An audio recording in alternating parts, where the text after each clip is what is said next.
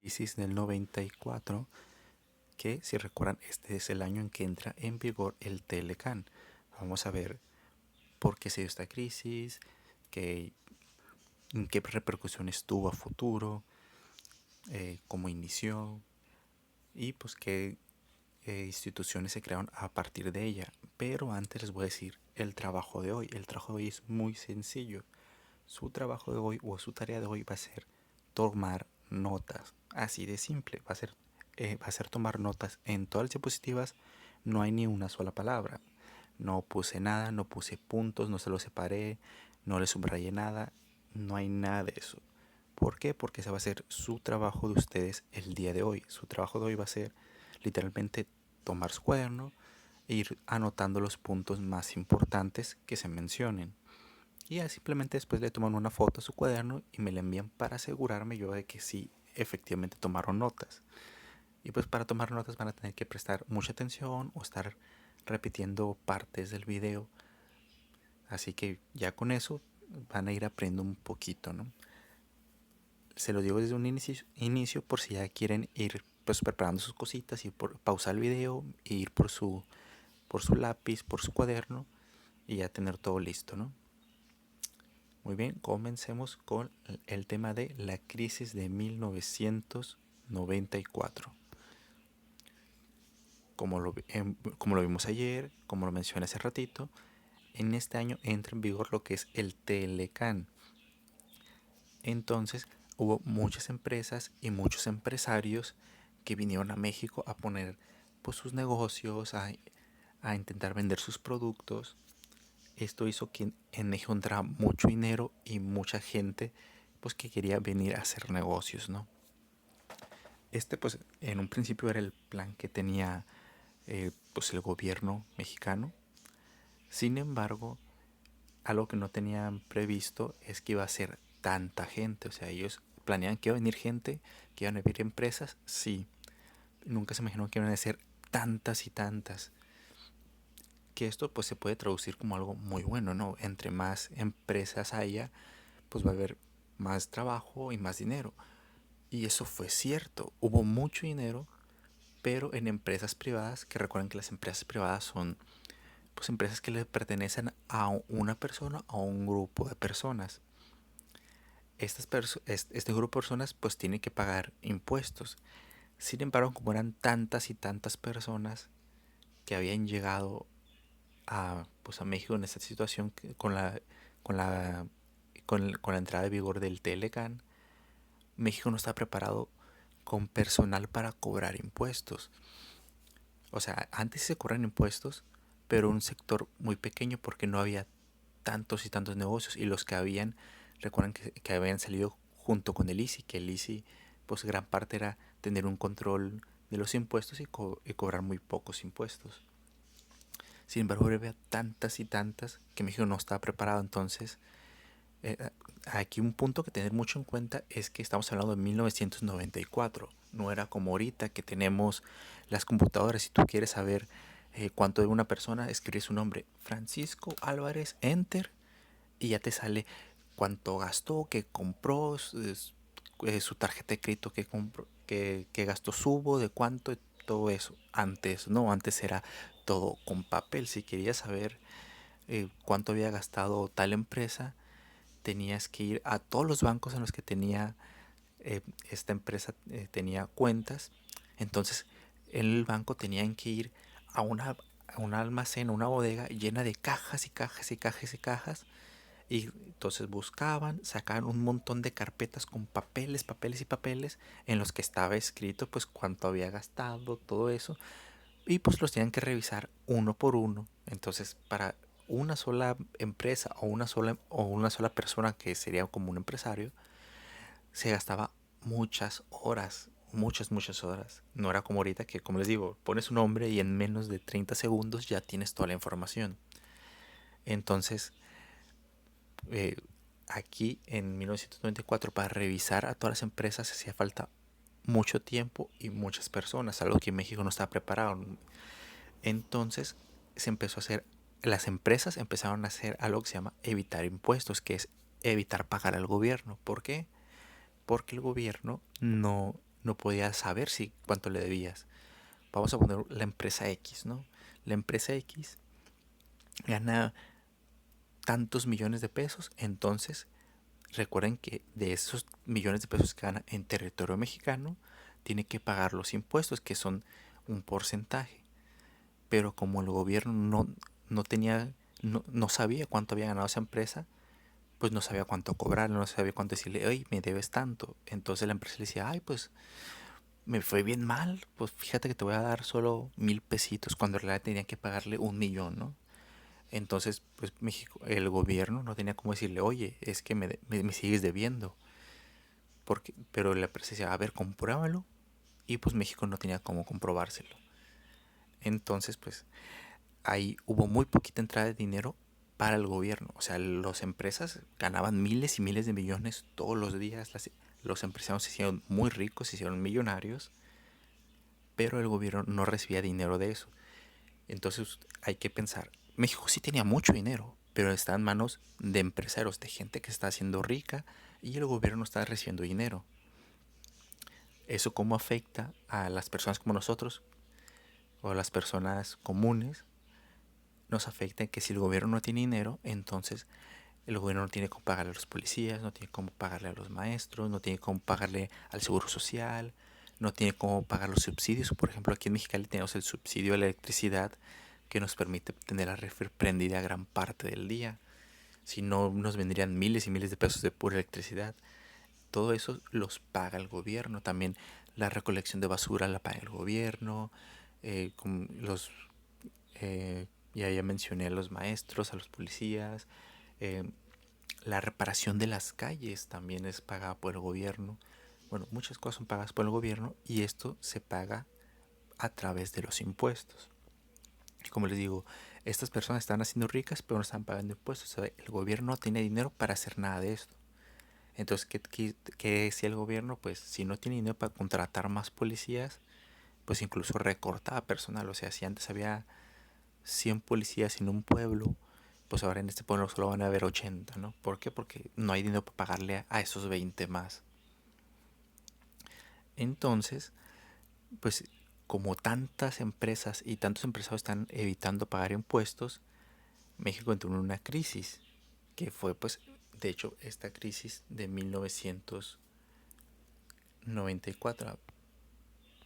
Bueno, aquí no sé por qué no sale la imagen, aquí tendría que ser la imagen de lo que viene siendo el SAT, que el SAT es el encargado actualmente de cobrar los impuestos, de llevar los registros de las personas, de cuánto ganan y pues cobrarles lo que tienen que pagar el gobierno, ¿no? Eh, el SAT en gran parte fue creado por la crisis 94, por esta ola de gente que evitó pagar impuestos, pero el SAT fue creado hasta 1997. Entonces durante la crisis no existía eso, pero fue gracias a esta crisis que se inventó el SAT, ¿no? Otro de los grandes involucrados fueron los bancos, que los bancos en un principio no apoyaban mucho al gobierno, que era como que el gobierno le decía, oye, banco tal, fíjate que pues uno de tus clientes, que es la empresa X, eh, pues no está pagando impuestos, dinos cuánto ha ganado, cuánto dinero te ha reportado aquí el banco. Y el banco decía, pues luego te digo, ¿no? Porque como les digo, era mucho trabajo pues poner a parte de sus empleados a hacer eso, que a lo mejor les tenían que pagar horas extra o tenían que hacer un nuevo puesto solo para estar buscando entre los archivos. Entonces los bancos eran como, luego te digo, espérate un rato. Y ese rato a lo mejor se convertía en 2 semanas, 2 meses, a lo mejor ya nunca ni siquiera pues decían al final, ¿no? Esto es algo que los bancos posteriormente lamentarían, ya que el no apoyar al gobierno con estos datos hizo que la crisis empeorara aún más y pues entramos en una recesión, que esto que hizo tres cosas muy importantes. Una, que se tuviera que invertir en crear o en capacitar a más gente que se dedicara pues a cobrar los impuestos, que como ya lo vimos, luego se convirtió en el SAT. Pero aquí pues no había dinero. ¿Por qué? Porque si ocupas contratar a muchas personas para que se encarguen de ese trabajo, pues esas personas no van a trabajar gratis, les tienes que pagar. ¿Y cómo le vas a pagar a alguien si no tienes dinero? Entonces, aquí entre Estados Unidos, que le dijo, espérate, pues yo te ayudo. Yo, Estados Unidos mandó algunos cuantos miles de millones de dólares a México. Y entonces México los usó para invertir en capacitar a esta gente que pudiera cobrar los impuestos. Y ya una vez que esta gente estaba capacitada y estaba trabajando, estaba en funciones, ahora sí elevó los impuestos. ¿Por qué? Porque ya no tiene dinero y ya se había gastado lo que le habían dado a Estados Unidos en capacitar a estas personas y en algunas cosas básicas. Entonces, ahora sí elevó los impuestos y las tasas de interés. ¿Para qué? Para empezar a recuperar un poquito de dinero. Esto, como les digo, a los bancos, ahora aquí fue cuando les afectó. Ahora sí, aquí lamentaron no haber ayudado al gobierno debido a que se aumentaron los impuestos y la tasa de interés. Mucha gente ya no tenía cómo pagar pues sus deudas, ¿no? Que habían pedido préstamos, ahora los préstamos habían subido por la subida de las tasas de interés. Entonces, si antes debías, vamos a suponerse una cuenta de la Coppel, ¿no? O de la Electra, de esas que compro algo en abonos y lo voy pagando poquito a poquito. Aquí se juntaban varias cosas. Primero está tu abono que tienes que estar dando, ¿no? Que sería como tu pagar tu préstamo. Que si antes eran 500 pesos a la semana, ahora por la tasa de interés son 550. Ok, pues no es tanto, ¿no? Pero a esto hay que sumarle que todo subió. O sea, el interés subió en general, no solo en la tasa de interés, sino que también subió la comida, subió el precio de la luz, subió el precio del agua, el precio de la gasolina. Entonces ahora tenías que repartir tu dinero. Si tú eras alguien que trabajaba en una fábrica y ganaba 1,000 pesos, ahora pues de esos 1,000 pesos, la mitad se te va a ir en pagar tu préstamo, ¿no? Tus 500 pesos, que ahora son 1,500 pesos.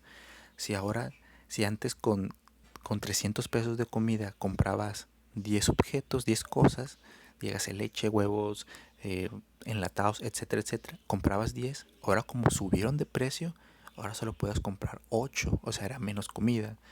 Si antes los cuadernos costaban X cantidad de dinero, ahora habían subido, o sea, todo subió de precio. Y lo que hizo la gente es, pues en lugar de pagar el préstamo, esos 550 pesos, pues decidió pues comprar comida, pagar la luz, pagar el agua, eh, seguir ¿cómo se llama? Pagando la gasolina para ir a trabajar, para ir a dejar a los niños a la escuela. Pues en teoría seguir viviendo, vaya, porque obviamente si no compras comida pues te mueres de hambre, ¿no? Entonces pues dejaron de pagar sus préstamos a los bancos y los bancos dejaron de tener dinero. Entonces los bancos entraron en crisis. De esta crisis posteriormente se fundaría lo que era el FOBAPROA, que en ese momento pues era un rescate bancario, era para que los bancos no cerraran. Esto pues posteriormente tuvo algunas desventajas para los mexicanos, pero eso ya lo veremos en el futuro. Entonces ya para, para solucionar esta situación vamos a recuperar un poquito. ¿Qué se hizo? Pues primero recibimos ayuda de Estados Unidos, luego se subieron los impuestos y luego pues hubo una baja en lo que viene siendo la participación del gobierno. Recuerden que la participación del gobierno es pues prestar más subsidios, dar becas, contratar a más personal público como policías, maestros, eh, modernizar lo que son las escuelas, los hospitales, dar mantenimiento a las calles. Todo esto es la participación del gobierno. Aquí se redujo mucho. ¿Qué significa? Que casi no había becas, se despidió mucho personal público, o sea, había menos policías, había menos bomberos. Todo eso pasó en 1994, en esta crisis. Como podemos ver aquí en la gráfica, esta gráfica pues, nos dice lo que es la tasa de crecimiento del Producto Interno Bruto, o pues el PIB, Y si podemos ver, en todos los años que se ven en esta gráfica, que es del 88 al 96, en todos está positivo, aunque sea poquito, ¿no? Aunque sea 4%, 2%. Es positivo, poquito, pero positivo. Excepto en el 94, que en el 94 está menos 6%, que gran parte se debió a esta evasión de impuestos, a esta poca participación de los bancos a un principio que hizo pues que posteriormente se tuvieran que alzar más los impuestos, que la gente dejara de pagar, que la gente entrara en crisis, que como les digo, esto afectó principalmente al sector pues menos favorecido, al sector que trabajaba o para el gobierno o al sector que trabajaba para fábricas, ya que estas personas, que son la mayoría de las personas de México, pues resintieron esta alza de los precios. Aquí ya vemos una gráfica que es de lo mismo, es de la tasa de crecimiento del Producto Interno Bruto, pero del 93 al 2010. Si vemos, aún en el 94 fue una de las grandes crisis, pero después de eso, después del trágico 1994, las acciones que tomó el gobierno de subir los impuestos, de reducir el gasto, surgió frutos y México se empezó a recuperar. Aquí, como vemos, después del 94 ya tenemos que una alza del Producto Bruto del 4%, luego del 5%, luego superó el 6% llegando casi al 8%, y así tuvimos muy buenos años después, ¿no? ¿En qué se refleja? En la inflación. Para los que no sepan qué es la inflación, vamos a hacer un ejercicio mental, ¿no? La inflación significa hacer más grandes los precios. Ahora supongamos que tenemos un globito, ¿no? Y nosotros lo inflamos poquito hasta el tamaño de un puño. Supongamos que este globo significa el precio de unas galletas. Si nosotros lo inflamos hasta el tamaño de nuestro puño, entonces las galletas cuestan 10 pesos. Si le echamos más aire a este globo, o sea, lo inflamos, las galletas ahora van a costar 15 pesos. Si le echamos aún más aire, esas galletas van a costar 20 pesos. Eso es la inflación. El echarle aire a los precios para inflarlos, hacerlos más grandes. Obviamente, entre más grandes sean los precios, pues más caros nos van a salir las cosas y pues menos cosas vamos a comprar, ¿no?